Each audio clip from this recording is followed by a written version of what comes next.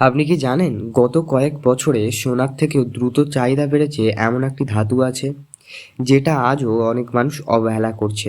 যে ধাতু mobile, electric গাড়ি, সোলার প্যানেল সবখানেই ব্যবহার হচ্ছে, কিন্তু বিনিয়োগের সময় মানুষ এখনও ভাবে এ তো সোনা নয়। হ্যাঁ, আমি কথা বলছি সিলভার অর্থাৎ রূপোর কথা নিয়ে। আজকের ভিডিওটা শেষ পর্যন্ত দেখলে আপনি জানবেন কেন এখন সিলভারে ইনভেস্ট না করলে আপনি পরে আফসোস করতে পারেন। সিলভার এসআইপি আসলে কি, অল্প টাকায় কিভাবে ধাপে ধাপে সিলভারে বিনিয়োগ করতে হয়, এবং সবথেকে গুরুত্বপূর্ণ কোন ভুলগুলি করলে ক্ষতি হতে পারে। ভিডিওটা শেষ না দেখা পর্যন্ত অনেক প্রশ্নের উত্তরই আপনার অজানা হয়ে থাকবে।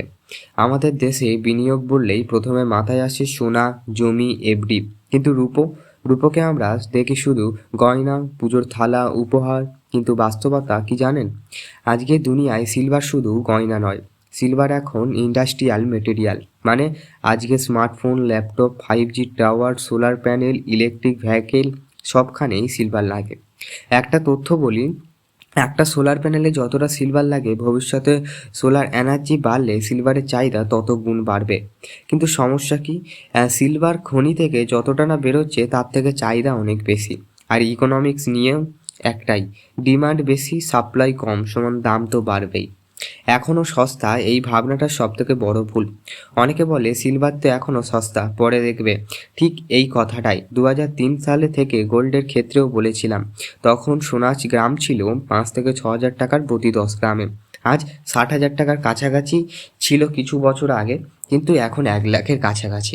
সিলভারের ক্ষেত্রেও ঠিক এই একই প্যাটার্ন দেখা যাচ্ছে। বছরের পর বছর দাম চেপে রাখা, হঠাৎ ইন্ডাস্ট্রিয়াল ডিমান্ড এক্সপোর্ট করা, ইনভেস্টমেন্ট ডিমান্ড বাড়ছে, বড় বড় দেশ সিলভারের রিজার্ভ বাড়াচ্ছে, কিন্তু সব কিছুই মনে একটাই, সিলভার এখন ওয়ারেন্টিং জোন এবং ফিউচারে মুভ আসতে পারে। আগে সিলভার ইনভেস্ট করতে গেলে কি করতে হতো? ফিজিক্যাল রূপ কিনে হতো, ঘরে রেখে নিরাপত্তা চিন্তা, মেকিং চার্জ বিক্রি করতে গেলে কম দাম, ইত্যাদি ইত্যাদি। মানে ঝামেলা অনেক। এই জন্যই মানুষ সিলভারকে লঙ্কার করত। কিন্তু এখন সময় বদলেছে। আপনি এসআইপি জানেন? সিলভার এসআইপি কি? Mutual fund SIP, gold SIP, ঠিক তেমনই সিলভার এসআইপি কি।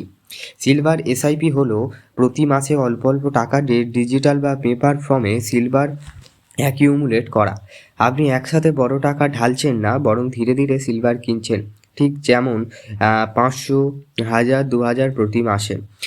মার্কেট ট্রিমিংয়ের ঝামেলা নেই। সিলভার আজ উঠলো কাল নামলো, আপনার মাথায় ঘামতে হবে না। এসআইপিতে কখনো বেশি দাম, কখনো কম দাম, গড়ে ভালো প্রাইস তৈরি হয়। সবই একসাথে 50,000 থেকে 1 লাখ ইনভেস্টমেন্ট করতে পারে না। সিলভার এসআইপি শুরু করা যায় মাত্র 5,000 থেকে বা 500 টাকা থেকে। টাকা ব্যাংকে রাখলে সুদ 5 থেকে 6%, ইনফ্লেশন 6 থেকে 7%। মানে আপনার লস হচ্ছে, মানে টাকা আসলে কমছে। সিলভার কি দীর্ঘমেয়াদী ইনফ্লেশনকে বিট করতে পারে। সব টাকা দিয়ে ইকুইটি, মিউচুয়াল ফান্ড, স্টক, এর থেকে ঝুঁকি বেশি থাকে। সিলভারে যোগ করুন, রিস্ক ব্যালেন্স হয়।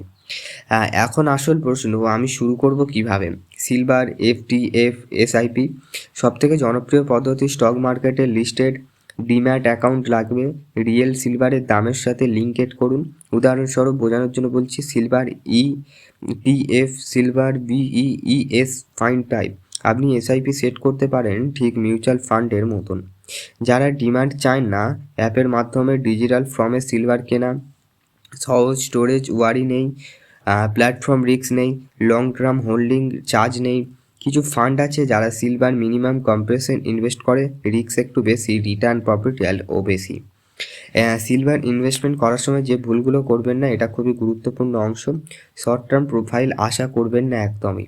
সিলভার ট্রেডিং অ্যাসেট নয়, ওয়েলথ ক্রিয়েটিং অ্যাসেট। কমপক্ষে 3 থেকে 5 বছর মাইন্ডসেট অবশ্যই দরকার।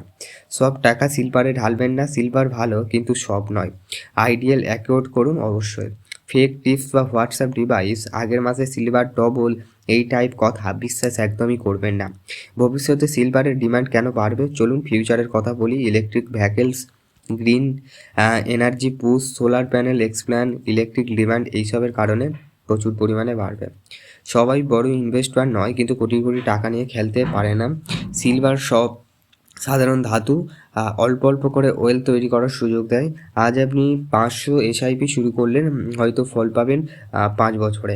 কিন্তু শুরু না করলে 5 বছর পরেও বলবেন তখন শুরু করলে ভালো হতো। এইরকম প্রত্যেকটা মানুষের মধ্যে থাকে।